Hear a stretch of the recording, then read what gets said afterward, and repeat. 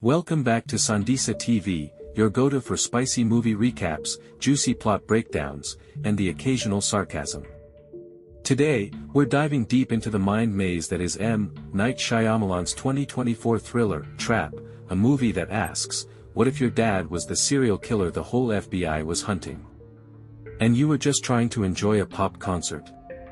Yes, spoilers are ahead, like every single one, so if you haven't seen the film, consider this your warning. Like, subscribe, and let's begin. Meet Cooper and Riley. Our story begins in Good Ol', Philadelphia, where firefighter Cooper is being an A-plus dad and taking his teenage daughter Riley to a Lady Raven concert. You'd think it's just a wholesome reward for Riley's good grades, but, plot twist, it's so much darker than that. Lady Raven, by the way, is basically this universe's Lady Gaga, with outfits loud enough to get you arrested and fans loyal enough to form a cult.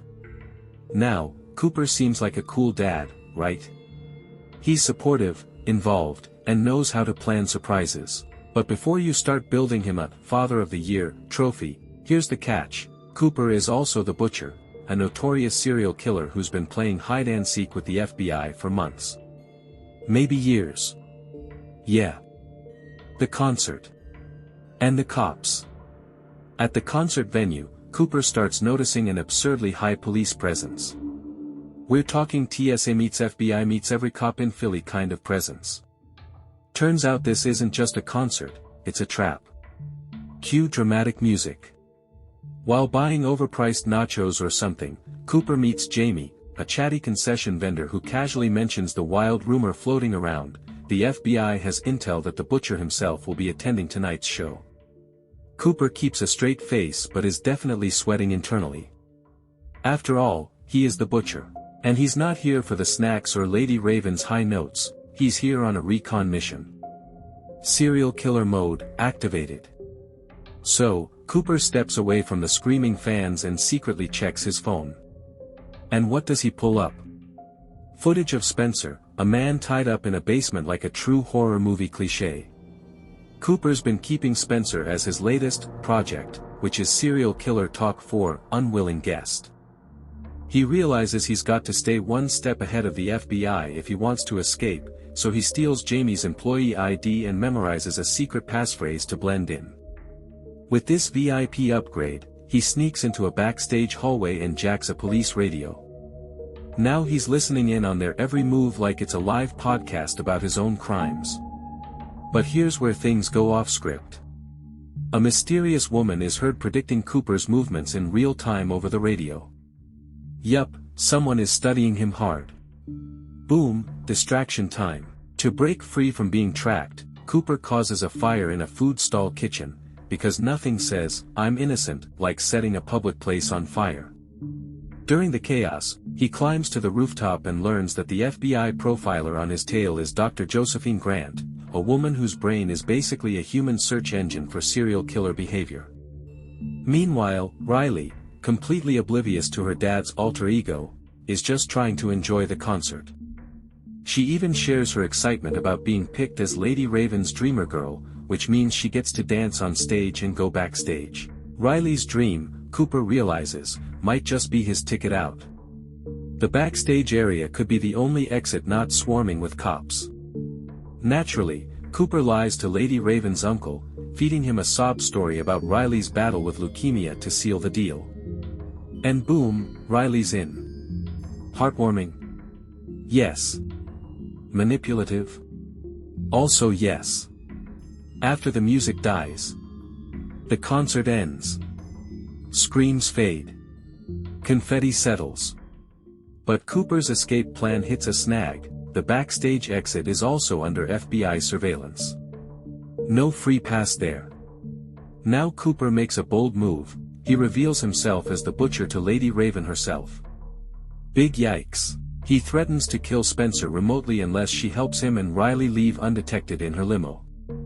Lady Raven plays along. She doesn't freak out, at least not externally, and Cooper gets into the limo with Riley, acting like everything's normal. But Raven's got her own plan. She asks to stop by Riley's house, stalling for time and subtly alerting Riley's mom, Rachel, that something's wrong. At Riley's house, Raven spills the tea. She gives a full FBI breakdown of who the butcher is, describing Cooper to a T. She even details Dr. Grant's psychological profile, a man with deep maternal issues and OCD-like habits. If Cooper were holding a mirror, he'd be nodding along. Lady Raven strikes back. Lady Raven uses the bathroom. But she's not reapplying lip gloss. Nope. She locks the door, steals Cooper's phone, and contacts Spencer, who manages to give clues about his location. She live streams the whole thing to her fans, because in 2024, that's basically the bat signal. Sure enough, one of her followers tracks down Spencer and rescues him. Major win. While that's happening, Raven outs Cooper to Rachel. Rachel understandably freaks out. Cooper reacts by locking his entire family upstairs like it's a twisted Airbnb. Meanwhile, Raven sends her driver a secret text, telling him to alert the police. Cooper, running out of options and sanity, tries to take Raven hostage in her own limo.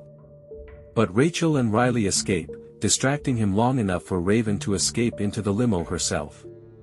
Disguises and narrow escapes. As the FBI closes in, Cooper flees through a secret underground tunnel, because of course he has one. This man is prepared like Batman with trauma. He throws on a SWAT uniform, drives the limo out of the chaos, and tries to blend in. But Lady Raven is over it. Once she realizes who's behind the wheel, she unlocks the window and starts waving to the crowd. Fans rush the vehicle, stopping it and buying time for the real FBI to catch up. Cooper bails again, changes into plain clothes, and disappears. The man is Houdini with a murder habit. Final confrontation. Back home, Cooper finds Rachel. Tensions are sky high. Rachel admits something massive: she suspected he was the butcher. She was the one who left the torn concert receipt in an abandoned house and anonymously tipped off the FBI. And she doesn't stop there. She tells Cooper she's done covering for him. Cooper, breaking down, nearly kills her. And himself. But Rachel stalls him with a pie. Yes, a literal pie. She says she made it for Riley, and Cooper, through tears and rage, decides to eat a slice. But surprise! The pie was laced with pills from Cooper's own tool bag. This leads to one of the film's weirdest but most poetic sequences, Cooper hallucinating a proud vision of his mom. Whether it's guilt, trauma, or the pills, it hits hard. Captured. But not quite. As Cooper stumbles outside in a daze, Dr. Grant and SWAT finally arrive. He's tossed and arrested.